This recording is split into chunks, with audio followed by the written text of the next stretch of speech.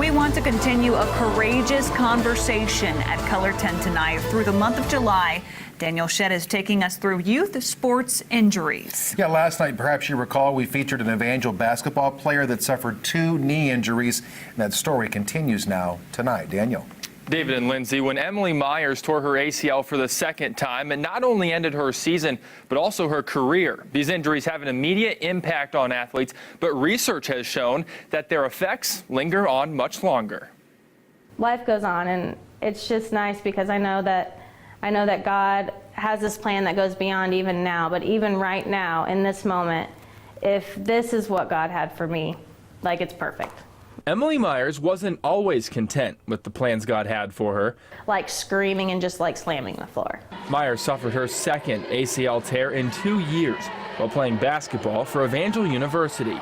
Like the first time I was upset and just crying. The second time I was mad. Are you kidding me? This is not happening right now. This time her injury not only ended her season, but also her career. For an ACL injury, we've got a surgery to correct it. The problem with the surgery is, yes, you have it reconstructed, but you're still 10 times more likely to have another, either to suffer an injury to the same knee, so you tear the graft, or to the opposite side. You know, everyone talks about sport being learning life lessons, and I think there has to be some responsibility as well to take care of them more than just teaching life lessons and winning games. Dr. Mark Norcross is a researcher in the College of Public Health and Human Services at Oregon State University. So here we've got, a young population that is engaged in physical activity, is doing that because they likely enjoy it, but now this injury has the potential to cause them to be inactive later in life. Norcross studies lower extremity prevention programs for high school athletes. According to Norcross and his colleagues, more than 1.7 million students participated in high school soccer and basketball programs during the 2013 and 14 school year, and about 20% of them required medical attention for a lower extremity injury. In women's basketball, the high school sports-related injury surveillance study reported that knee and ankle injuries accounted for 46% of injuries the following year. We know once someone has one ankle sprain, they're 90% chance they're going to have recurrent ankle sprain, and then those individuals, 15 years, are going to have early onset osteoarthritis. The answer, according to Dr. Norcross, is intervention prevention programming. Injury will always be an inherent part of sport. It's going to be there. All I think we are looking to do, and we're trying to do, like anything else, is make it safer. These types of prevention programs are really been shown to be for what tend to get termed either non-contact injuries or what are kind of termed indirect contact. These programs work for those types of injuries.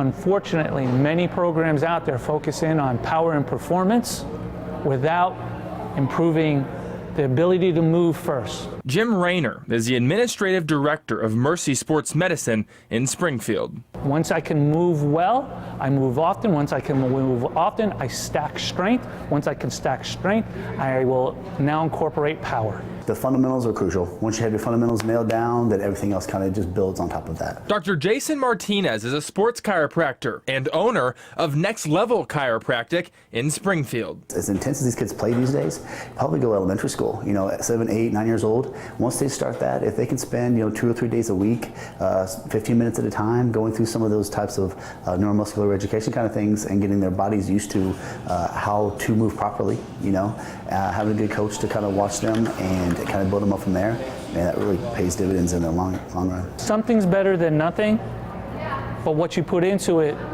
and the time commitment will dictate what you get out of it. I think we are looking to do, and we're trying to do, like anything else, is make it safer. But people will get hurt. You're not going to take them out. You just want to try and reduce their risk as much as possible. When we look at kind of the number of injuries that are potentially preventable, when you look at some of these national databases, a good proportion of the total injuries that are happening are potentially preventable. Prevention and reduction, something that Emily Myers wished were on her side. And as much as sometimes I, got frustrated with it, even hated it at times, I never wanted to stop playing. I'm a completely different person today than I would have been if I hadn't picked up a basketball when I was 5 years old.